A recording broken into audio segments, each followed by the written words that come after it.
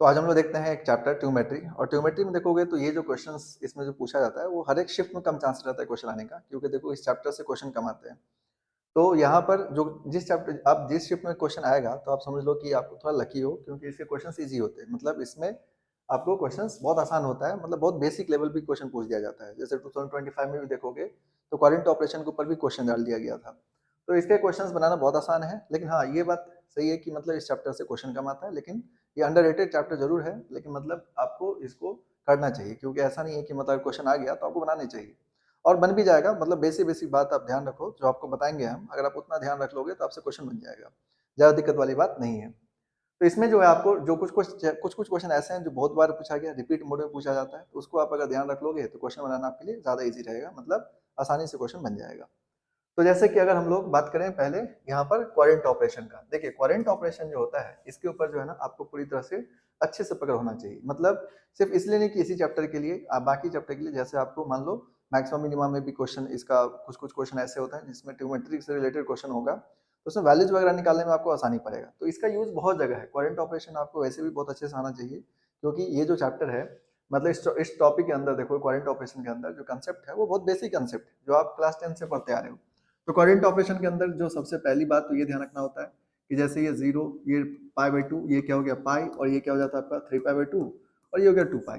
ठीक है, तो इसको हम लोग जो यहाँ पर ध्यान रखते हैं, तो ये जो एक्सिस होता है इसको आप सिंपली ध्यान रखो, ये इवन पाई एक्सिस होता है, इवन पाई एक्सिस, और ये क्या होता है ऑड पाई एक्सिस, इसको हमेशा ऑड पाई होता है। तो करंट में आपको पहली बात जो आप जानते ही होंगे कि यहाँ पर जो है सभी के सभी पॉजिटिव हो जाते हैं। यहाँ पर साइन और कॉसेक पॉजिटिव होगा, यहाँ पर टैन और कॉट पॉजिटिव होगा, यहाँ पर कॉस और सेक पॉजिटिव होगा। तो ये तो बहुत बेसिक बात है जो आप ऑलरेडी जानते हो।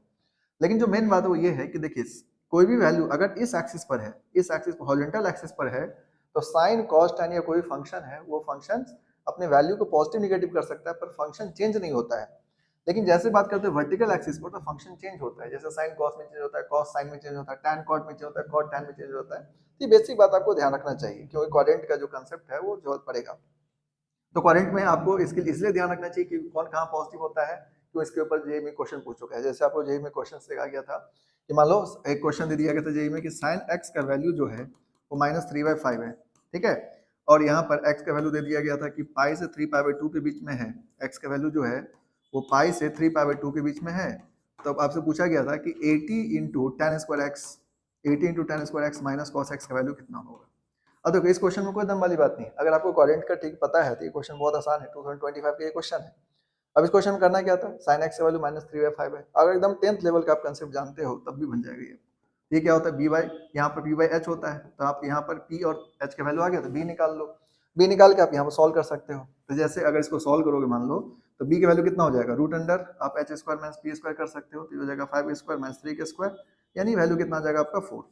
ठीक है, अब यहाँ पे cos का वैल्यू tan का वैल्यू निकाल लो, तो tan तो स्क्वायर है तो कुछ फर्क पड़ेगा नहीं, लेकिन वैसे भी देखोगे तो थर्ड क्वाड्रेंट में tan क्या होता है आपका पॉजिटिव ही होता है। तो इसलिए tan के वैल्यू तो आप सीधे सीधे लिख सकते थे, tan x क्या हो जाएगा p/b, यानी कितना हो जाएगा आपका 3/4। लेकिन cos x का वैल्यू देखोगे तो cos x क्या हो जाता है थर्ड क्वाड्रेंट में नेगेटिव होता है, इसका मतलब cos का वैल्यू कितना हो जाएगा -4/5। अब इस वैल्यू को सॉल्व करना आसान था, 80 इंटू टेन स्क्वायर एक्स करोगे तो 9/16, ये हो जाएगा आपका माइनस ऑफ, यहाँ पर करोगे तो ये कितना आ जाएगा 16, यानी माइनस माइनस प्लस 4/5। अब इसको सॉल्व कर लेना था, एलसीएम लोगे तो 80 आ जाएगा, तो 80 इंटू यहाँ पर आ जाएगा आपका 80, और ये मिलेगा आपको 45 प्लस ऑफ ये हो जाएगा 64। अब इसको कैंसिल कर दो तो ये आपके आंसर आ गए। मतलब ये क्वेश्चन बहुत आसानी से बन सकता था। 5 4 9 और 6 4 10, 109 इसका आंसर हो जाएगा। तो देखो ये क्वेश्चंस जो है ना जेईई में 2025 में पूछा गया। अब इस क्वेश्चन में बताओ क्या है, कुछ भी नहीं है, ये क्वाड्रेंट के ऊपर क्वेश्चन है। तो ऐसे क्वेश्चंस बहुत बार आते हैं। क्वेश्चंस क्वाड्रेंट को आपको अच्छे से ध्यान रखना जरूरी है, कौन कहाँ पॉजिटिव होता है, कौन कहाँ नेगेटिव होता है। तो इसलिए हम बोले आपको पहले बोले कि अगर ट्रिग्नोमेट्री क्वेश्चन आपके शिफ्ट में आ गया तो आप थोड़ा लकी हो, मतलब आपके लिए क्वेश्चंस ये वाला आसान होगा। हर एक शिफ्ट में कम चांस रहता है आने का, लेकिन अब जिस शिफ्ट में क्वेश्चन आएगा उसमें आपको क्वेश्चन बन जाएंगे। तो करंट से रिलेटेड आप कंसेप्ट को अच्छे से ध्यान रखिए। पहली बात कि नेगेटिव पॉजिटिव के बारे में अच्छे से ध्यान रखना जरूरी है। अब ये तो हो गया कि नेगेटिव पॉजिटिव की बात, कि कहाँ पर वैल्यू नेगेटिव होगा कहाँ पर वैल्यू पॉजिटिव होगा, इसको याद रख सकते हो। लेकिन दूसरी बात क्या ध्यान रखना आपको कि जैसे साइन का वैल्यू, जैसे साइन देखोगे तो sine even pi plus minus theta जो होता है ना, sine even pi plus minus theta plus minus sine theta होता है, इसको आपको याद रखना जरूरी है। इसके अलावा साइन जो होता है साइन ऑफ ऑड पाई, जैसे sine of odd pi plus minus theta रहेगा, साइन ऑड में प्लस में थीटा रहेगा तो ये हो जाएगा माइनस प्लस साइन थीटा। तो ये बात ध्यान रखना जरूरी है आपको कि साइन ऑड पाई प्लस में थीटा रहेगा तो माइनस प्लस साइन थीटा हो जाएगा। जैसे कॉस के लिए क्या याद रखोगे कि cos even pi plus minus theta रहेगा तो वैल्यू जो है आपका कॉस थीटा ही होगा, है ना, ऑलवेज पॉजिटिव हो जाता है। लेकिन कॉस में अगर odd pi plus minus theta रहे तो वैल्यू क्या हो जाता है अपने साथ निगेटिव हो जाता है, ये माइनस कॉस थीटा हो जाएगा। इसी तरह से टैन के लिए याद रख सकते हो, तो टैन में n pi plus minus theta equals to क्या होता है प्लस माइनस टैन थीटा, यानी यहाँ पर अगर प्लस रहेगा तो प्लस मिलेगा, माइनस रहेगा तो माइनस मिलेगा, irrespective of odd and even. इसमें ऑड इवन से फर्क नहीं पड़ता है, यहाँ फर्क पड़ता है एंगल से। एंगल पॉजिटिव है तो वैल्यू पॉजिटिव होगा, नेगेटिव है तो नेगेटिव होगा। तो sine odd pi plus minus theta जो है माइनस प्लस साइन थीटा होता है। साइन इवन पाई प्लस मतलब एग्जांपल में के लिए जैसे आपसे पूछा गया sine 4 pi plus minus theta क्या होगा, तो प्लस माइनस 4 साइन थीटा होता है। एंगल पॉजिटिव रहेगा तो पॉजिटिव लेना, नेगेटिव रहेगा तो नेगेटिव लेना। ऑड में उल्टा लेना, पॉजिटिव रहेगा तो नेगेटिव लेना, नेगेटिव रहेगा तो पॉजिटिव लेना। अभी बेसिक बात है जो आपको ध्यान रखने की जरूरत है। तो देखिए क्वाड्रेंट से रिलेटेड ये सारी कंसेप्ट का आपको ध्यान रखना चाहिए क्योंकि इसके ऊपर क्वेश्चन आते हैं। तो आपको पहले तो ये ध्यान रखना कि कौन से क्वाड्रेंट में कौन पॉजिटिव होता है कौन नेगेटिव होता है, जो कि बहुत बेसिक बात है, ये तो 10 से पढ़ते आ रहे हो। लेकिन ये भी ध्यान रखना जरूरी है कि आपको sine odd pi plus minus theta क्या होता है, sine even pi plus minus theta क्या होता है। हमेशा याद रखो इवन पाई एक्सिस होता है ऑड पाई, मतलब यहाँ पाई 3 पाई 5 पाई सब आएगा। यहाँ पर कौन आएगा 0 2 पाई आएगा 4 पाई आएगा एंड सो ऑन, इस तरह से आ जाएगा। फिर पाई बाई 2 3 पाई बाई 2 यहाँ पर होगा, फिर यहाँ पर 5 पाई बाई 2 7 पाई बाई 2 इस तरह से चलेगा। अब इस पर देखोगे तो पाई बाई 2 पर क्या होता है चेंज करता है, साइन कॉस में चेंज करेगा, टैन कॉट में चेंज करेगा, सेक कॉसेक में चेंज करेगा। ये ध्यान रखना पड़ेगा आपको क्योंकि इस सब की जरूरत पड़ेगा। जैसे आपको यहाँ पर आ गया कि साइन ऑफ मतलब इवन पाई, जैसे आपको दे दिया गया sine of pi by 2 plus theta पूछा क्या होगा, cos of pi by 2 plus theta क्या होगा। तो ये सारी बातें को ध्यान रखना जरूरी है क्योंकि ये सब जो क्वेश्चन है ये बहुत बेसिक लेवल के है और ट्रिगो क्वेश्चन बेसिक लेवल आता भी है, तो आपको क्वाड्रेंट को बहुत अच्छे से ध्यान रखने की जरूरत है। तो क्वाड्रेंट में आप ध्यान रखना कहाँ पर कौन पॉजिटिव होता है कहाँ पर कौन नेगेटिव होता है, जो कि आप 10 से पढ़ते आ रहे हो, कोई बड़ी बात नहीं है। तो क्वाड्रेंट आप इजिली कवर कर सकते हो, क्वाड्रेंट में कोई दिक्कत वाली बात नहीं है, बहुत बेसिक बात है। और इसके ऊपर क्वेश्चन जब 2025 में आया तो मतलब समझ सकते हो कि आगे भी आ सकता है आपको, तो मतलब इस ईयर में भी आ सकता है आपको। तो आपको क्या करना है, इसको ध्यान रखना सारी बातों को। अब आते हैं ट्यूमेटिव फॉर्मूला। ट्यूमेटिव फॉर्मूला में देखोगे तो फॉर्मूला आपको बहुत सारे हैं इसमें, लेकिन जो मेन फॉर्मूला आपको ध्यान रखने की जरूरत है, क्या क्या फॉर्मूला ध्यान रखने की जरूरत है। देखिए बेसिक फॉर्मूला तो आपको सब ध्यान रखना पड़ेगा, जैसे एडिशन सब्ट्रैक्शन वाले फॉर्मूले वो सब आपको ध्यान रखना पड़ेगा। जैसे साइन ए प्लस बी है ना फॉर्मूला, साइन ए प्लस माइनस बी वाला फॉर्मूला याद रखना आपको, sign A into cos A plus minus cos A into sine B जो फॉर्मूला होता है। फिर आप याद रखना cos A plus minus B का, है ना, इसका फॉर्मूला बहुत जरूरी है याद रखना। ये आपको एडिशन सब्ट्रैक्शन वाला याद रखना। फिर आपको याद रखने की जरूरत है sine C plus sine D वाले फॉर्मूले, जो sine C plus sine D, sine C minus sine D, cos C plus cos D, cos C minus cos D, है ना, ये फॉर्मूला पढ़े होगे। Sine C plus minus sine sine D और एक होता है cos C plus minus cos D, ठीक है, ये फॉर्मूला आपको याद रखना पड़ेगा। ये चार के सेट में, ये चार के सेट। अब इसी तरह से आप अगर याद रख सकते हो तो ये भी याद रख लेना, जैसे 2 sin a cos b वाला formula, 2 sin a cos b। फिर आप याद रख सकते हो इसमें 2 cos a sin b, और एक होता है आपका यहाँ पर जो आपको फॉर्मूला ध्यान रखने की जरूरत है वो है आपका 2 cos a cos b और एक होता है 2 sin a sin b। तो ये फॉर्मूला सब याद रखना चाहिए क्योंकि ये फॉर्मूला सिर्फ ऐसा बिल्कुल मत सोचना कि सिर्फ ट्यूमेट्री में काम देगा। जैसे इंटीग्रेशन में क्वेश्चन करोगे तो इंटीग्रेशन के क्वेश्चन इसके ऊपर आते हैं, एंड इसके ऊपर इंटीग्रेशन क्वेश्चन आ जाएगा। अगर आपको फॉर्मूला ये याद नहीं रहेगा तो इंटीग्रेशन क्वेश्चन नहीं बनेगा। जैसे इंटीग्रेशन आपको पूछ दिया जाएगा, integration of sin 3x into cos 5x का इंटीग्रेट करो, तो इंटीग्रेशन करने के लिए ऑब्वियसली आपको फॉर्मूला लगाना ही पड़ेगा। इसलिए ट्रिग्नोमेट्री का बेसिक फॉर्मूला तो आपको इसलिए भी याद रखना चाहिए कि मतलब आपको वहां पर जो है बहुत सारे चैप्टर में यूज होगा, तो ये सब फॉर्मूला याद रखना है। इसके अलावा जो मल्टीपल सब मल्टीपल का जो फॉर्मूला है, मल्टीपल एंड सब मल्टीपल, वो भी ध्यान रखना है। मल्टीपल एंड सब मल्टीपल वाला, अच्छा इसमें एक और फॉर्मूला ध्यान रखना, इसमें tan a plus minus B वाला, tan a plus minus B के ऊपर भी क्वेश्चन आता है। इसके ऊपर क्वेश्चन कई बार पूछ चुका है, अभी हम बताते हैं आपको कि ज्यादातर क्वेश्चन कौन सा रिपीट किया है, जो आपको यहाँ पर क्वेश्चन फॉर्मूला याद रखना है। इसके बाद मल्टीपल सब मल्टीपल में जैसे sin 2x का फॉर्मूला है, sin 2x है, cos 2x है। cos 2x में खासकर ये ध्यान रखना कि 1 माइनस cos 2x क्या होता है, तो 1 माइनस cos 2x क्या होता है 2 sin स्क्वायर x, ये ध्यान रखना आपको। जैसे 1 प्लस cos 2x होता है वो 2 cos स्क्वायर x होता है, तो ये ध्यान रखने की जरूरत है, ठीक है। तो ये बहुत बेसिक बात है। cos 2x वैल्यू क्या होता है 1 minus tan square 1 plus tan square x होता है, tan के फॉर्म में अगर याद रखोगे तो। sin 2x value 2 sin x into cos x होता है, तो ये भी ध्यान रख सकते हो आप। और sin 2x का फॉर्मूला ये भी है 2 tan x by 1 plus tan square x, तो tan के फॉर्म में याद रख सकते हो, है ना, ये 2 sin x into cos x का ही बराबर होता है। तो ये सब फॉर्मूला आपको ध्यान रखने की जरूरत है, ठीक है, मतलब इसलिए आप याद रख सकते हो। इसका फॉर्मूला cos 2x tan वाला याद रखोगे तो 1 minus tan square x by 1 plus tan square x होता है। तो फॉर्मूला तो बहुत सारे हैं लेकिन ये सब बेसिक फॉर्मूला है। इसके अलावा आपको ध्यान रखना है sin 3x और एक है आपका cos 3x। तो sin 3x का फॉर्मूला आप जानते हो क्या होता है 3 sin x minus 4 sin qx, 3 sin x minus 4 sin qx, और cos 3x का फॉर्मूला होता है 4 cos qx minus 3 cos x। ठीक है, इसी तरह से आपको इधर का भी फॉर्मूला याद रखना है। जैसे आपको sin a plus minus b है तो sin a into cos b plus minus cos a into sin b। cos में क्या होता है cos a cos b, plus रहेगा तो माइनस लोगे, माइनस रहेगा तो प्लस लोगे। sin c plus sin d का 2 sin c plus sin d formula पढ़े होगे 2 sin c plus d by 2 cos c minus d by 2। तो ये सब फॉर्मूला जो है ना आप बेसिक जो आप 11th में पढ़ते हो उतना याद रखो।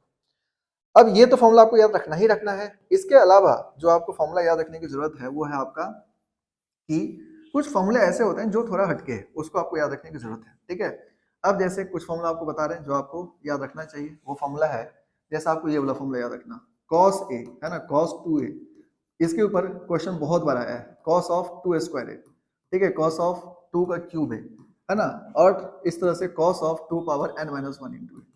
ये जो फॉर्मूला है ये बहुत ज्यादा इंपॉर्टेंट है, इसके ऊपर क्वेश्चन जेईई में कई बार आया है और आपको क्वेश्चन जो है ना बहुत आसानी से बन जाएगा। अगर आप इसको ध्यान रखोगे क्वेश्चन बनाने में दिक्कत नहीं आएगा। तो आपको इसका फॉर्मूला क्या होता है, sine of 2 power n into A divided by 2 की power n into sine A.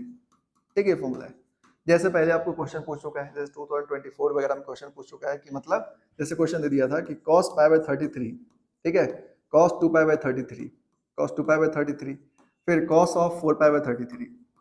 ठीक है, इसी तरह से cos ऑफ 8 पाई बाई 33 और cos ऑफ 16 पाई बाई 33 की वैल्यू कितना होगा। अब ये आपसे क्वेश्चन पूछा गया कि इसका वैल्यू कितना होगा। तो देखो अगर आपको ये फॉर्मूला पता है, ठीक है, तो ये क्वेश्चन बनाना आसान है, इसमें कुछ नंबर वाली बात नहीं है।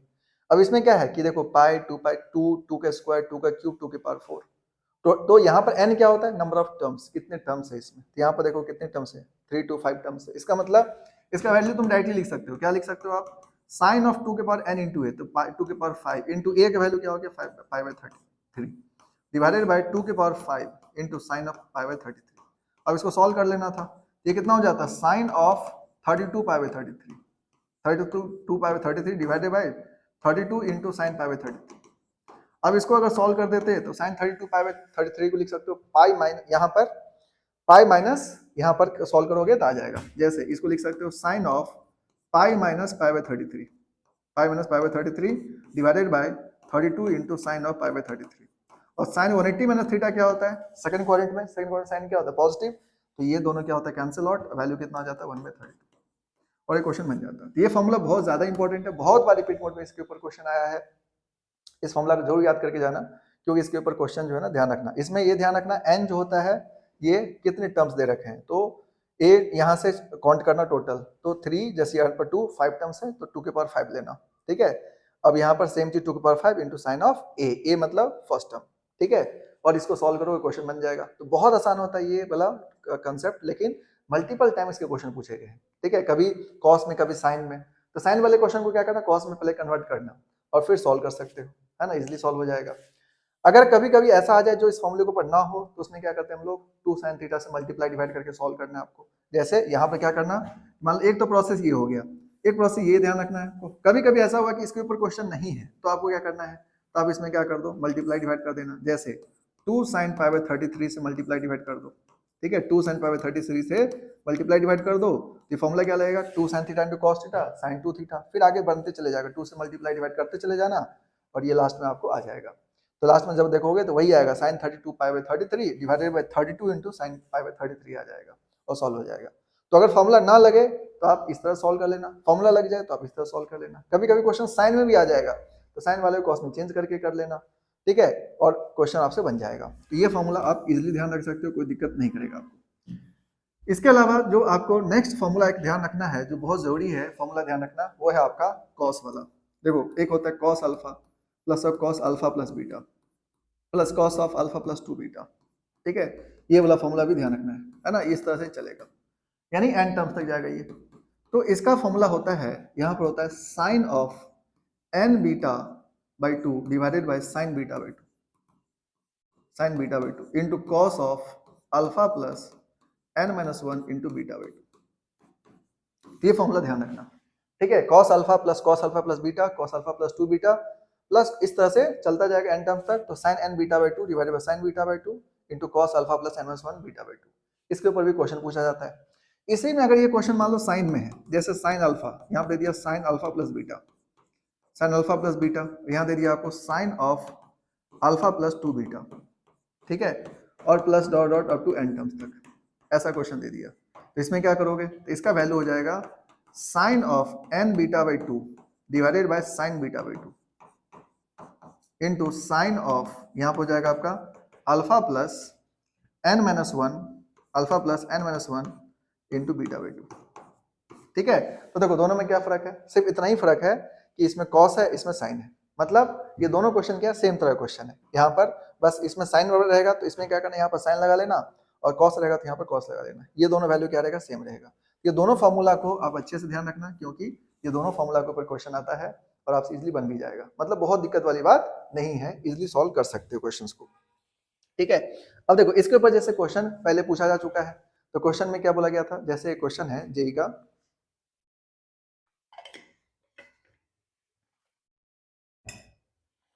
उसको हम बताते हैं आपको। जैसे क्वेश्चन दे दिया था कि cos of 2 pi by 7 plus of cos of 4 pi by 7 plus of cos of 6 pi by 7, बोला गया इसको सॉल्व करके बताओ इसका वैल्यू कितना होगा। तो देखो cos 2 pi by 7 plus 4 pi by 7 cos 6 pi by 7, और ये आपको सॉल्व करना था। अब इस क्वेश्चन को सॉल्व करने के लिए आप ये सेम फॉर्मूला लगा सकते हो, cos अल्फा प्लस बीटा, है ना, इस तरह से cos अल्फा प्लस 2 बीटा, और आप क्वेश्चन सॉल्व करोगे तो क्वेश्चन बन जाएगा आपसे। तो मतलब आपको क्या है कि पैटर्न को पकड़ना पड़ेगा, पैटर्न जैसे ही आप पकड़ लोगे क्वेश्चन आपको बन जाएगा। ठीक है, तो ये क्वेश्चंस में क्या करना था कि अल्फा प्लस बीटा के फॉर्म, यानी अल्फा फिर अल्फा प्लस बीटा फिर अल्फा प्लस 2 बीटा, इस फॉर्म में लेके चलना है आपको। तो देखिए यहाँ पर 2 पाई बाय 7 है, तो इसको क्या लिख सकते हो, 2 pi by 7 plus 2 pi by 7, फिर क्या हो जाएगा ये आपका कि यहाँ पर 2 पाई बाय 7 प्लस डबल कर देना इसको 4 पाई बाय 7, जैसे हम आपको बता देते हैं क्वेश्चन कैसे बनेगा। तो देखिए अगर इस फॉर्मूला को आप याद रखोगे क्वेश्चन आपसे आसानी से बन जाएगा। तो देखिए यहाँ पर क्या है कि जैसे आपको क्वेश्चन दे दिया cos 2 पाई बाय 7 और प्लस cos 4 पाई बाय 7 है, cos 4 पाई बाय 7 है, ये क्वेश्चन पहले पूछा जा चुका है, और plus of cos of 6 pi by 7, 6 pi by 7 है। अब देखो इसको आप लिख सकते हो cos of 2 pi by 7 plus of cos of, इसको लिख सकते हो आप यहाँ पर 2 pi by 7 plus of 2 pi by 7 plus of 2 pi by 7। ठीक है, और यहाँ पर ये हो जाएगा आपका प्लस ऑफ cos ऑफ, यहाँ हो जाएगा 2 pi by 7 plus of 4 pi by 7। ठीक है, 4 पाई बाय 7 यानी 2 इंटू 2 पाई बाय 7, ऐसे समझ लो 2 इंटू 2 पाई बाय 7। ठीक है, अब यहाँ पर अगर ध्यान से देखो तो ये क्या हो गया आपका, ये क्वेश्चन सिंपल फॉर्मूला के ऊपर आ गया। तो अभी आपको क्या पढ़े थे फॉर्मूला, cos अल्फा, यहाँ पर क्या था, जैसे देखो ये हो गया cos alpha plus of cos alpha plus of 2 beta plus of, ये कितना हो गया आपका cos of alpha plus beta, ले लो पहले alpha plus beta plus cos of alpha plus 2 beta. ठीक है, ये आ गया। अब इसको क्या करना है, आपको यूज करना है साइन n बीटा बाई 2, क्या ना, साइन n बीटा बाई 2। तो n मतलब कितने टर्म, यहाँ पर 3 टर्म्स है। तो यहाँ पर आप क्या ले सकते हो, sine of n beta by 2, तो n की जगह 3 पुट कर सकते हो। बीटा की वैल्यू कितना ले लो, 2 pi by 7, 2 pi by 7 divided by 2 into divided by sine beta by 2, sine beta by 2 करोगे तो कितना आ जाएगा आपका ये 2 pi by 7 divided by 2 into cos of alpha plus n minus 1 beta, alpha का वैल्यू कितना है 2 pi by 7 plus of n minus 1 यानी 3 माइनस 1 इंटू कितना हो जाएगा बीटा बाई 2 मतलब 2 पाई बाय 7 डिवाइडेड बाई 2। अब इसको सॉल्व कर दोगे क्वेश्चन बन जाएगा आपका। तो मतलब क्या है, ये बहुत आसान क्वेश्चन है, और इस तरह से आप इस पैटर्न के ऊपर क्वेश्चन लगाओगे तो क्वेश्चन बन गया आपका। तो जेईई में इस तरह के क्वेश्चन बहुत आते हैं, तो जो फॉर्मूला बताया आपको इसको ध्यान रखने की जरूरत है, क्योंकि ये क्वेश्चन इजिली आपसे बन जाएगा, तो दिक्कत नहीं करेगा। तो देखिए ये सब जो क्वेश्चन है, ये सब क्वेश्चन में कोई दम वाली बात नहीं है, लेकिन वही है ना कि आपको चीजों को ध्यान रखने की जरूरत है। ठीक है, तो ट्योमेट्रिक फॉर्मूला के ऊपर जो क्वेश्चन है, जितना फॉर्मूला बताया हम आपको उतना फॉर्मूला अगर आप याद कर लोगे तो सिर्फ ये नहीं कि ट्योमेट्री में ही हेल्प करेगा आपको, जो कैलकुलस में भी आपको इंटीग्रेशंस वगैरह में काफी हेल्प करेगा, और उस सारे फॉर्मूला को आपको ध्यान रखने की जरूरत है। लेकिन लास्ट का जो 3 फॉर्मूला है, इसमें ट्योमेट्री के ऊपर क्वेश्चन जेईई में बार बार आता है, जो आपको ध्यान रखना है। एक फॉर्मूला, एक क्वेश्चन और आता है जो आपको ध्यान देने की जरूरत है। जैसे आपको इस तरह से क्वेश्चन आ जाएगा, मान लो आपको दे देगा, जैसे कई बार पूछ चुका है ये, मान लो आपको दे देगा cos अल्फा प्लस बीटा का वैल्यू दे देगा। ठीक है, cos अल्फा प्लस बीटा कुछ वैल्यू दे दिया, फिर आपको दे देगा sin अल्फा माइनस बीटा का वैल्यू, और यहाँ पर आपसे पूछा जाएगा कि tan 2 अल्फा वैल्यू बताओ क्या होगा, tan 2 अल्फा वैल्यू। ठीक है, ये वाला क्वेश्चन जो है ना बहुत बार रिपीट किया है, ये क्वेश्चन को जरूर एक बार देख लेना, ये क्वेश्चन बहुत आसान होता है। तो क्या करना है, इसको tan 2 अल्फा है तो इसको ऐसे लिख लेना, alpha plus beta plus of alpha minus beta. ठीक है, अब ये जो क्वेश्चन होता है इसमें क्या करना है, आपको फॉर्मूला लगा दो आप, तो क्या हो जाएगा आपका tan of alpha plus beta plus of tan of alpha minus beta, और डिवाइडेड बाय क्या हो जाएगा 1 minus tan alpha plus beta into tan alpha minus beta. अब इसमें करना क्या आपको, ये मल्टीपल टाइम यूज क्वेश्चन पूछा जा चुका है, तो आपको क्या करना है, इसको ढंग से थोड़ा ध्यान रखना है। अब देखिए cos alpha plus beta sin alpha minus beta है, tan 2 अल्फा का वैल्यू आपको है, इसमें से क्या करोगे tan अल्फा प्लस बीटा निकाल लोगे, इससे क्या करोगे आप tan अल्फा माइनस बीटा निकाल लोगे, यहाँ सब्स्टिट्यूट करोगे क्वेश्चन सॉल्व हो जाएगा। लेकिन ध्यान रखना क्वाड्रेंट को ध्यान देना जरूरी है, ठीक है, क्वाड्रेंट को अगर ध्यान नहीं दोगे तो क्वेश्चन आपको दिक्कत करेगा। तो क्वाड्रेंट में क्या करना आपको, जैसे मान लो cos अल्फा प्लस बीटा कुछ भी वैल्यू ले लो, लेट अस अज्यूम जैसे मान लो इसका 3/5 ले लेते कोई वैल्यू, ठीक है, cos alpha plus beta value 3/5 ले लो, और sin अल्फा माइनस बीटा मान लो कुछ भी ले लेते हैं यहाँ पर, जैसे इसका sin alpha minus beta value मान लो 5/13 ले लिए सपोज, है ना, इस तरह क्वेश्चंस जे में पूछ रखा है। अब अल्फा बीटा वैल्यू बोल दिया गया था कि शायद 0 से π/4 के बीच में है, तो अल्फा और बीटा वैल्यू कितना बोला गया था आपको, 0 से π/4 के बीच में, ठीक है, 0 से π/4 के बीच में, ऐसा कुछ क्वेश्चन में था, ठीक है।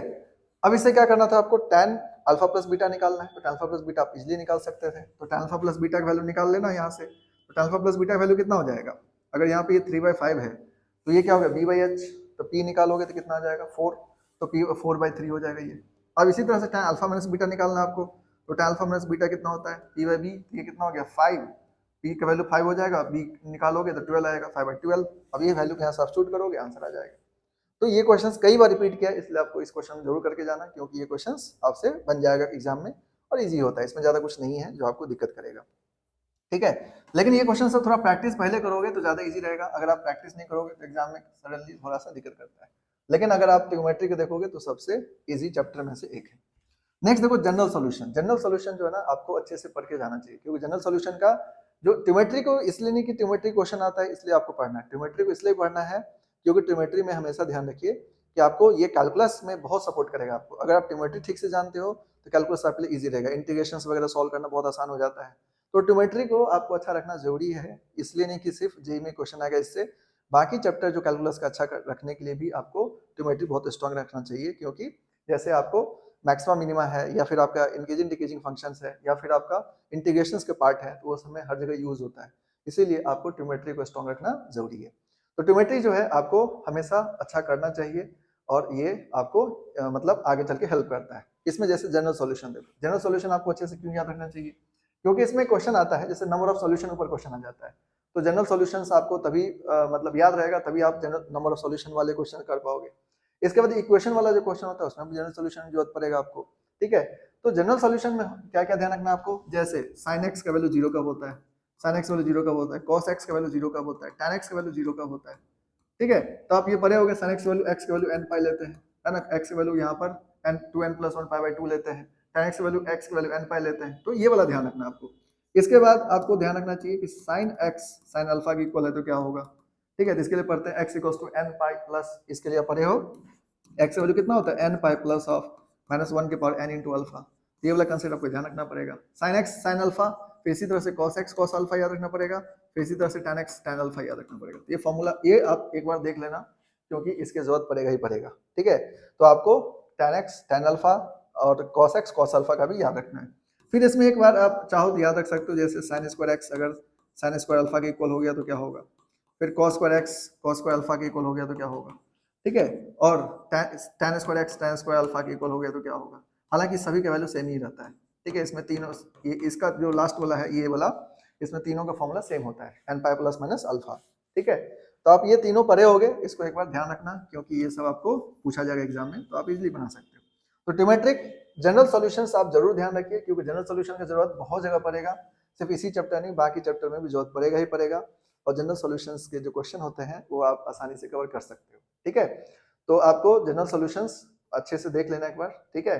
तो देखिए quadrant, trigonometric formula, general solutions, ये दोनों बहुत जरूरी है। इसके बाद आता है इक्वेशंस। देखिए ट्रिग्नोमेट्रिक इक्वेशन के ऊपर जेईई में क्वेश्चन आते हैं, अगर आपके मतलब शिफ्ट में अगर क्वेश्चन आया तो ट्रिग्नोमेट्रिक इक्वेशंस के ऊपर क्वेश्चन आ सकता है। तो इसमें क्या होता है, इक्वेशन वाले क्वेश्चन जो आपको दिया जाएगा उसमें आपको जनरली जनरल सॉल्यूशंस के कंसेप्ट लगेगा, जनरल सॉल्यूशंस आपको सॉल्व करने ही पड़ेंगे, क्योंकि आपको कोई भी क्वेश्चन दिया जाएगा तो आपको पूछा जाएगा कि x की वैल्यू क्या होगा। तो ट्रिग्नोमेट्रिक इक्वेशंस को कमांड करना जरूरी है, जैसे आपको इक्वेशंस कुछ भी दिया जा सकता है, मान लो आपको ऐसा लिख दिया सपोज कि फॉर एग्जांपल यहाँ पर दीजिएगा 3 sin स्क्वायर x, ठीक है, प्लस 5 sin x, ठीक है, 5 sin x माइनस ऑफ 4, ठीक है, इज इक्वल्स टू 0। अब आपसे बोला साइन का वैल्यू क्या क्या हो सकता है, बोल देगा कि आपको अल्फा का वैल्यू यहाँ से यहाँ तक होना चाहिए, जैसे 0 से 2 पाई में कितने वैल्यू हो सकते हैं, तो ये सारी बात आपको सॉल्व करने पड़ेंगे। तो इक्वेशन से रिलेटेड क्वेश्चन जो है ना कई तरह से पूछा जा सकता है, जैसे आपको मतलब जैसे मान लो क्वेश्चन दे दिया आपको sin x plus of sin square x, sin x plus of sin square x का वैल्यू 0 है, तो x का वैल्यू क्या होगा। तो इस तरह क्वेश्चन जो है आपको किसी और क्वेश्चन के साथ भी मिक्स करके पूछा जा सकता है, इक्वेशन क्वेश्चन। तो ट्रिग्नोमेट्रिक इक्वेशन के थोड़ा एक बार लगा लेना, तो कुछ क्वेश्चंस है ना, और क्वेश्चन बैंक से ही लगा लेना, ठीक है। क्वेश्चन बैंक के कुछ क्वेश्चंस कर लोगे तो काम चल जाएगा इक्वेशन से। और जनरल सॉल्यूशन लिखना आपको पता रहेगा, तभी इसके क्वेश्चंस आप अच्छे से कर पाओगे, क्योंकि लास्ट में तो जनरल सॉल्यूशन की जरूरत पड़ेगा ही पड़ेगा। तो इक्वेशन क्वेश्चन जो है ना, आपको ज्यादा दिक्कत नहीं करेगा, आप 2 4 5 क्वेश्चन सॉल्व कर लोगे, आपसे इजीली बन जाएगा क्वेश्चन, ठीक है। इसके बाद जो सबसे ज्यादा रिपीट मोड में क्वेश्चन जो पूछा जाता है वो आपका मैक्सिमम मिनिमा। देखिए मैक्सिमम मिनिमा जो है ना, बहुत ज्यादा आपको अच्छे से ध्यान रखना है। मैक्सिमम मिनिमम वैल्यू जो है ये आपके लिए बहुत ज्यादा इंपॉर्टेंट है। मैक्सिमम एंड मिनिमम वैल्यू, इसका आपको बहुत अच्छे से ध्यान रखने की जरूरत है। मैक्सिमम एंड मिनिमम वैल्यू, तो देखिए मैक्सिमम मिनिमम वैल्यू निकालने के लिए आपको क्या ध्यान रखना है कि जैसे आपको क्वेश्चन में आ गया अगर a sin x plus b cos x, a sin x plus b cos x का मैक्सिमम मिनिमम वैल्यू निकालना, मान लो सिंपल क्वेश्चन, ऐसा भी क्वेश्चन आ सकता है आपको। तो इसका मैक्सिमम वैल्यू अगर आप निकालोगे तो इसका मैक्सिमम वैल्यू डायरेक्टली निकाल सकते हो, हालांकि मेथड भी ध्यान रखना, क्योंकि आपको डायरेक्टली नहीं भी हो सकता है, कभी कोई ना निकले। तो मैक्सिमम वैल्यू निकालने के लिए आप क्या यूज करोगे, root under a square plus b square. कभी कभी मैक्सिमम मिनिमम निकालने के लिए आपको अर्थमेटिक में ज्योमेट्रिक मीन का भी कांसेप्ट लगेगा। जैसे जेई में क्वेश्चन पूछ रखा था 2 की पावर sin x प्लस 2 की पावर cos x वाला, ऐसा क्वेश्चन था। वो क्वेश्चन आपको मैक्सिमम मिनिमम से बनेगा, मतलब अर्थमेटिक में ज्योमेट्रिक मीन के कांसेप्ट से बनेगा। तो आपको वो वाला मतलब कांसेप्ट भी ध्यान रखना है कि arithmetic mean equal greater than geometric mean होता है, उससे आपको मैक्सिमम मिनिमम वैल्यू पता चलेगा। तो मैक्सिमम वैल्यू इसका ये हो जाएगा, मिनिमम वैल्यू आप निकालोगे तो मिनिमम वैल्यू क्या हो जाएगा, मिनिमम वैल्यू इसका हो जाएगा minus of root under a square plus b square, ये आपका मिनिमम वैल्यू हो जाएगा, ठीक है। लेकिन यहाँ पर एक चीज ध्यान रखना, ये आप जो भी बच्चे इस ट्रिक को याद रखते हो, इस फॉर्मूले को याद रखते हो, ये जरूर ध्यान रखना कि ये एंगल सेम होना जरूरी है। अगर ये एंगल सेम नहीं है तो आप ये नहीं लगा सकते, ये फॉर्मूला नहीं लगेगा। जैसे जेई में क्वेश्चन आ जाता है, पहले की तरह पहले क्वेश्चन पूछ चुका है कि अगर आपको यहाँ पर एंगल सेम नहीं है तब आप नहीं यूज कर सकते। मान लो एग्जाम्पल के लिए, जैसा आपको क्वेश्चन दे दिया 3 sin x plus of 4 cos x, बोला गया कि बताओ मैक्सिमम मिनिमम वैल्यू बताओ क्या होगा। इसका मैक्सिमम मिनिमम डायरेक्टली निकाल सकते हो आप, 3 के स्क्वायर प्लस 4 के स्क्वायर, वैल्यू 5 हो जाएगा, मैक्सिमम हो जाएगा। ये मैक्सिमम वैल्यू हो गया, और मिनिमम वैल्यू आप यहाँ पर बोल दोगे सीधे सीधे -5, ठीक है, ये हो गया। इसमें अगर कोई वैल्यू ऐड कर दिया, मान लो दे दिया गया 3 sin x plus of 4 cos x, और यहाँ पर दे देता सपोज +7, तब पूछता है मैक्सिमम मिनिमम वैल्यू बताओ। तो क्या करते हैं आप, इसका वैल्यू 5 हो जाएगा, 5 + 7 12 हो जाएगा, और मिनिमम वैल्यू क्या हो जाता है, 5 - 7 सॉरी -5 + 7 तो कितना हो जाता है, 2 आ जाता है। 2 इसका मिनिमम वैल्यू हो जाता है, 12 मैक्सिमम वैल्यू हो जाता है। ये बहुत आसान है, ये आपको इजीली निकल जाएगा। लेकिन कभी ऐसा भी हो सकता है कि आपको एंगल सेम ना दे। जब एंगल सेम नहीं देगा तब क्या करोगे, ये चीज आपको समझना होगा, ठीक है। तो एंगल सेम जब नहीं देगा क्वेश्चन में, तब हम लोग किस तरह से क्वेश्चन सॉल्व करेंगे ये आपको देखना है। तो देखिए यहाँ पर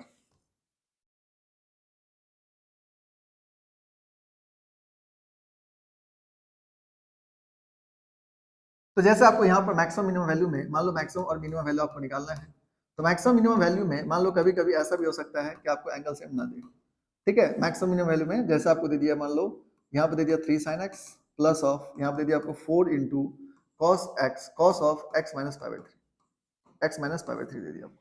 अब आपसे बोला गया कि बताओ कि यहाँ पर मैक्सिमम मिनिमम वैल्यू कितना होगा। अब अगर कोई बच्चे गलती से भी यहाँ 5 मैक्सिमम वैल्यू बोल दोगे, गलत हो जाएगा। मिनिमम वैल्यू -5 बोल दो, गलत हो जाएगा। क्या करना होगा आपको, पहले इसको ब्रेक करना पड़ेगा। तो जैसे आप इसको लिख लोगे 3 sin x प्लस ऑफ, यहाँ पे लिख लोगे 4, इसको ब्रेक कर लेना, तो क्या होगा cos x इंटू cos 5/3, ठीक है, प्लस यहाँ माइनस है तो प्लस हो जाएगा, यहाँ पर हो जाएगा sin x इंटू sin 5/3, ये आ जाएगा आपका। अब इसको सॉल्व कर लो, तो देखो ये हो जाएगा 3 sin x, ठीक है, प्लस ऑफ ये हो जाएगा 4 cos x, cos 60 वैल्यू कितना होता है 1/2, प्लस ये हो जाएगा आपका 4 इंटू साइन एक्स, और साइन 60 वैल्यू कितना होता है √3/2। अब इसको थोड़ा सा फर्दर सॉल्व कर दो, तो ये 2 से 2 कैंसिल हो जाएगा, ये 2 से 2 कैंसिल हुआ, तो यहाँ पर क्या मिलेगा आपको 3 sin x वाले को एक साइड कर लो, sin x को कॉमन ले लोगे तो क्या मिलेगा आपको 3 + 2√3, 3 + 2√3 इंटू साइन एक्स, और यहाँ पर आ जाएगा आपका 2 cos x। अब जा करके आप वो फॉर्मूला लगा सकते हो जो भी पढ़े थे। तो अब मैक्सिमम मिनिमम वैल्यू निकालना आपको, मैक्सिमम क्या हो जाएगा इसका 3 + 2√3 का होल स्क्वायर प्लस ऑफ 2 के स्क्वायर। अब ये इसका क्या हो जाएगा मैक्सिमम वैल्यू, ठीक है, ये मैक्सिमम हो जाएगा। और इसी को सॉल्व करके मिनिमम निकालोगे तो माइनस लगा देना, माइनस ऑफ 3 + 2√3 का होल स्क्वायर प्लस ऑफ 2 के स्क्वायर। तो देखो ये अब हो जाएगा मिनिमम वैल्यू, यानी मैक्सिमम मिनिमम निकालना बहुत आसान काम है, ठीक है। देखो यहाँ पर ये ना तुक्का से मत चलना कि ये सब क्वेश्चन में तुक्का मत लगाना, ये सब क्वेश्चन बहुत आसान होता है। तो ये नहीं कि मतलब जो है कुछ भी तुक्का लगा देते हैं, वैल्यू लिख देते हैं, वैसा नहीं करना है, क्योंकि ये सब क्वेश्चन आपसे बनेगा। बस देखो अभी क्या है ना कि जैसे बहुत ज्यादा लोग कहते हैं कि जैसे नंबर ऑफ क्वेश्चन जो है ना जितना ज्यादा बना सको उतना ज्यादा बनाओ, पर ऐसा नहीं है। ये थियरी जो है ना बिल्कुल भी लॉजिकल है कि आप बहुत ज्यादा क्वेश्चन अटेम्प्ट करो, नंबर ऑफ क्वेश्चन अटेम्प्ट करने, ज़्यादा से ज़्यादा अटेम्प्ट करने पर ध्यान दो। ऐसा बिल्कुल नहीं है। जेईई मेन मतलब इतना भी ये नहीं है कि आपको एकदम से सीधा आप तुक्का लगाते चले जाओगे और क्वेश्चन हो जाएगा। अब हमेशा समझिए तुक्का लगाने का भी एक तरीका है कि आप तुक्का तभी लगाइए जब आपको लगे कि मतलब 2 ऑप्शन लॉजिकली आप उसमें से गलत है, तब आप जाकर के तुक्का लगा सकते हैं। ये नहीं कि आप अंधाधुंध एकदम से तुक्का लगाए जा रहे हो, तो वो कोई मतलब नहीं है। नंबर ऑफ क्वेश्चंस जो है ना बहुत ज़्यादा अटेम्प्ट करने के चक्कर में ऐसा नहीं करना है कि इतना तुक्का लगा देना है कि वो आपका सही वाले को इम्पैक्ट करे। तो तुक्का एक लिमिट में लगाना है, कोई कितना भी बोले आपको कि आप बहुत ज़्यादा क्वेश्चन पे अटेम्प्ट कीजिए, ऐसा बिल्कुल नहीं है। आप 45 क्वेश्चंस पूरी ढंग से अटेम्प्ट कीजिए सही-सही और उसके बाद 4-5 क्वेश्चन में आप तुक्का लगाइए, तो बेटर है, ठीक है? आप ऐसा बिल्कुल मत करना कि आप सोचना कि एकदम से हमें 65 क्वेश्चंस बना डालने हैं, ऐसा बिल्कुल नहीं करना है, 70 क्वेश्चन बना डालना है। तो ऐसा कुछ नहीं है, ठीक है? कि आप मतलब आप 70 क्वेश्चन बनाते हो, उसमें 50 आपका नेगेटिव चला गया, है ना? 25 नेगेटिव चला गया, क्यों? आपने तुक्का मार दिया। किसी ने आपको बोल रखा है कि तुक्का मार दो, आपने तुक्का लगा दिया। तो ऐसा बिल्कुल नहीं है, ठीक है? तुक्का लॉजिकली लगाया जाता है और एक लिमिट में लगाना होता है, ठीक है? तो आपको एक लिमिट में ही तुक्का लगाना है और हर क्वेश्चन में तुक्का नहीं लगाना है। बहुत सारे क्वेश्चन आपको बनाने आने चाहिए। ऑब्वियस सी बात है, अगर तुक्का से सिलेक्शन होता तो मतलब बहुत लोग तुक्का मार के सिलेक्शन ले लेते, तो ऐसा नहीं होता है। आपको एक लिमिट ऑफ क्वेश्चंस पहले ढंग से आना चाहिए बनाने, उसके बाद एक जो है सर्टेन क्वेश्चंस को आप क्या कर सकते हो, तुक्का लगा सकते हो। उसमें भी ब्लाइंडली नहीं जाना चाहिए, आपको थोड़ा-सा सोच समझ के लगाना चाहिए। अब जैसे ये सब है, अब इसको कांसेप्ट को ध्यान रखो ना, इसमें क्या है कि कांसेप्ट को ध्यान रखो, क्वेश्चन क्यों नहीं बनेगा? लेकिन जब कांसेप्ट को ध्यान नहीं रखोगे तो क्वेश्चंस बनाने में दिक्कत होगा। तो कांसेप्ट को ध्यान रखने की जरूरत है, ना कि मतलब तुक्का का ज़्यादा एनालिसिस करने की जरूरत है, ठीक है? और नंबर ऑफ क्वेश्चंस के पीछे मत भागना, सिर्फ नंबर ऑफ क्वेश्चंस, क्योंकि आप सोचो 45 क्वेश्चन आपका सही है, तो 45 इंटू 4 80 मतलब 180 मार्क्स, ठीक है? 180 मार्क्स आपका ऑलरेडी आ गया। 180 मतलब समझ रहे हो? 180 अगर ढंग से सही हो गया आपके, तो आपका रैंक जो है कहाँ टॉपर के लिस्ट में आप जाओगे, ठीक है? मतलब आप अच्छे मतलब टॉप एनआईटी के लिए एलिजिबल हो जाओगे, 180 मार्क्स अगर आपका सही-सही हो गया तो। तो इसका मतलब ये है कि हमारा एक्यूरेसी लेवल बहुत स्ट्रांग होना चाहिए। एक्यूरेसी जितना बेटर रहेगा वो ज़्यादा सही है। और नंबर ऑफ क्वेश्चंस जो है ना सिर्फ नहीं होता है, क्योंकि कई बच्चे ऐसे होते हैं जो उनसे पूछोगे बाहर निकल के वो सारे बोलेंगे हम सारे क्वेश्चन बना दिए, ठीक है? इसका मतलब ये थोड़ा है कि उसका सिलेक्शन ही हो जाएगा। सारे क्वेश्चंस बनाने के लिए कि आपको भाई उतना कम से कम आपके पास 80-90% नॉलेज होना चाहिए, तब जाके आप 10% क्वेश्चन में तुक्का लगा सकते हैं। तो पहले आप उन चीज़ों को ध्यान दीजिए, आप एक लिमिट में ही क्वेश्चन बनाना, अननेसेसरी तुक्का मत लगाना, नहीं तो फिर आपको बहुत ज़्यादा इसमें ट्रैप हो जाओगे और देन फिर दिक्कत हो जाएगा। तो आप लोग जितना करेक्ट करोगे उसका आप 10% जो है ना आप तुक्का के ऊपर जाओ, उससे ज़्यादा मत जाना, ठीक है? यानी 50 क्वेश्चन बनाते हो सही से आपके हिसाब से, तो आप 5 क्वेश्चन बनाओ। 5 क्वेश्चन तो 5 या 6 क्वेश्चन तुक्का लगाओ, उससे ज़्यादा नहीं लगाओ, ठीक है? तो यहाँ पर ये ध्यान रखना आप लोग। अब इसके बाद है नंबर ऑफ सॉल्यूशंस। तो देखिए नंबर ऑफ सॉल्यूशन वाले क्वेश्चन जो है ना आपको यहाँ पे ध्यान देने की जरूरत है। तो नंबर ऑफ सॉल्यूशन वाले जो क्वेश्चन होते हैं, इसमें आपको क्या करना है कि ये क्वेश्चंस मतलब आपको नंबर ऑफ सॉल्यूशंस के क्वेश्चन जो होता है ना, मतलब इसके लिए बहुत ज्यादा दिमाग लगाने की जरूरत नहीं है। आप सीधा सीधा क्या करना कि जनरल सॉल्यूशन को ध्यान रखो। जनरल सॉल्यूशंस का जो फॉर्मूला है उसको आप ध्यान रखो, नंबर ऑफ सॉल्यूशन आपसे बन जाएगा, ठीक है? जैसे क्वेश्चन में क्या होता है, मान लो कि एग्जांपल सिंपल सा क्वेश्चन लेते हैं। फॉर एग्जांपल आपको दे दिया गया कि 2 sin x माइनस यानी -1 इक्वल्स टू 0 है। बोला गया कि अगर x का वैल्यू, ये सिंपल क्वेश्चन ले रहे हैं हम लोग, है ना? मान लो 0 से 4 पाई में कितने नंबर ऑफ सॉल्यूशन होंगे, ठीक है? अब इसके लिए क्या करना है आपको, इसमें बहुत दिमाग लगाने की जरूरत नहीं है। आप यहाँ पर जनरल सॉल्यूशन ध्यान रख लो। जैसे देखो 2 sin x equals to 1, sin x का वैल्यू कितना होता है 1/2, ठीक है? आप इस क्वेश्चन समझ लो, इसी बेसिस पर आप इसको तैयार कर लेना। तो 1/2 को क्या लिख सकते हैं हम लोग, sin 30 डिग्री यानी sin π/6। अब इसका जनरल सॉल्यूशन क्या है, x इक्वल्स टू क्या हो जाएगा, ये n पाई प्लस ऑफ -1 की पावर n इंटू अल्फा। अब यहाँ पर क्या करो, एक n के वैल्यू पुट करके देख लो। n के वैल्यू जैसे आप 0 रख सकते हो, 1 रख सकते हो, 2 रख सकते हो, तो इस तरह से मान लो n के वैल्यू हम लोग 0 रख दिए। अल्फा की जगह पे क्या करोगे, π/6 पुट कर दो यहाँ पर, यानी यहाँ पर x का वैल्यू कितना हो जाएगा आपका, x वैल्यू हो जाएगा n पाई प्लस ऑफ -1 के पावर, यहाँ पर हो जाएगा आपको पुट करोगे n के जगह पर तो n ही रहेगा और अल्फा की जगह π/6 ये आ जाएगा। अब n की जगह 0 पुट कर लो, मान लो n के 0 पुट करो तो x वैल्यू कितना आ जाएगा आपका, π/6 आ जाएगा। n के वैल्यू 1 पुट कर लो तो x वैल्यू कितना आ जाएगा आपका, पाई माइनस π/6 यानी 5/6 ये वैल्यू होगा, ठीक है? इसी तरह से n की जगह 2 पुट कर लो, 2 पुट करो तो x वैल्यू कितना आ जाएगा आपका, 2 पाई प्लस π/6, तो ये कितना हो जाएगा 13 π/6, 12 प्लस पाई 13 π/6 ये वैल्यू भी होगा। फिर इसी तरह से और अब वैल्यू पुट कर सकते हो आप, n की जगह 3 पुट कर लो, n की जगह 3 पुट करोगे तो x वैल्यू कितना हो जाएगा, 3 पाई माइनस π/6, 3 पाई माइनस π/6 मतलब कितना हो गया 17 π/6। फिर n की जगह 4 पुट कर लो, तो n की जगह 4 पुट करोगे तो x वैल्यू कितना हो जाएगा आपका 4 पाई प्लस π/6। अब ये वैल्यू नहीं हो सकता, क्योंकि हम लोग को रेंज क्या है 0 से 4 पाई के बीच में। अब यहाँ पर देखो कितने सॉल्यूशन आया, एक सॉल्यूशन यहाँ पर आया, एक सॉल्यूशन यहाँ पर आया, एक यहाँ पर आया और एक सॉल्यूशन यहाँ पर आया। ठीक है, ये चारों रेंज में है। इसका मतलब इसका नंबर ऑफ सॉल्यूशन कितना हो गया, इसका नंबर ऑफ सॉल्यूशन जो है आपको यहाँ पर आ जाएगा 4। सिंपल। अब देखो ये क्वेश्चंस में क्या है, कोई दम वाली बात है नहीं है, मतलब इजीली आप इसको सॉल्व कर सकते थे। तो यहाँ पर इन चीजों को आपको ध्यान रखने की जरूरत है। ठीक है, मतलब बहुत ज्यादा डिफिकल्ट नहीं है, इजीली आप सॉल्व कर सकते हो। ठीक है, तो मतलब आपको ये नंबर ऑफ सॉल्यूशन वाले क्वेश्चंस बनाने में दिक्कत नहीं होगा, मतलब इजीली बन जाएगा। इसके अलावा आपको यहाँ पर एक बात, एक दो वैल्यू और याद रखना, अगर आप याद रख सकते हो तो, जैसे साइन 18 का वैल्यू, इसके ऊपर जे में क्वेश्चन आ चुका है ना, आई थिंक 2024 में क्वेश्चन पूछा गया था कि cos 36 और साइन 18 के ऊपर। अब जिस बच्चे को वैल्यू याद है उसके लिए क्वेश्चन बनाना आसान था। तो साइन 18 का वैल्यू कितना होता है, तो साइन 18 वैल्यू √5 - 1/4 होता है, ये वैल्यू याद रखना। इसके अलावा cos 36 का वैल्यू कितना होता है, तो cos 36 का वैल्यू √5 + 1/4 होता है, ये वैल्यू आपको याद रखना है, क्योंकि इसके ऊपर भी क्वेश्चन आ जाते हैं। जैसे जेईई में 2024 में इसके ऊपर क्वेश्चन पूछा गया था कि साइन 18 cos 36, यानी क्वेश्चन ऐसा कुछ दे रखा था 2 cos 36 + sin 18 divided by cos 36 + sin 18 कुछ करके वैल्यू दे रखा था, क्वेश्चन पूछा गया था। तो उस क्वेश्चन को सॉल्व करने में के लिए आपको सिर्फ वैल्यू याद रहता है तो ये क्वेश्चन बन जाता, मतलब आसान होता है। तो sin 18 वैल्यू √5 - 1/4 होता है, cos 36 वैल्यू √5 + 1/4 होता है। sin 15 का याद मत करना क्योंकि उसके वैल्यू निकाल सकते हो इजीली, फिर 18 के निकालने में थोड़ा टाइम ले लेता है, इसलिए आप ध्यान रखना 18 का, 36 का। 18 का याद रखोगे तो फिर 36 का भी निकल जाएगा, 54 का भी निकल जाएगा, क्योंकि आसान होता है, फॉर्मूला लगा दोगे तो 54 का निकल जाएगा। sin 3 थीटा वाला फॉर्मूला लगा दो तो sin 54 डिग्री की वैल्यू निकल जाएगा। cos 36 का वैल्यू याद रखोगे तो बाकी वैल्यू निकल जाएगी, cos 18 की वैल्यू आप निकाल सकते हो इजीली।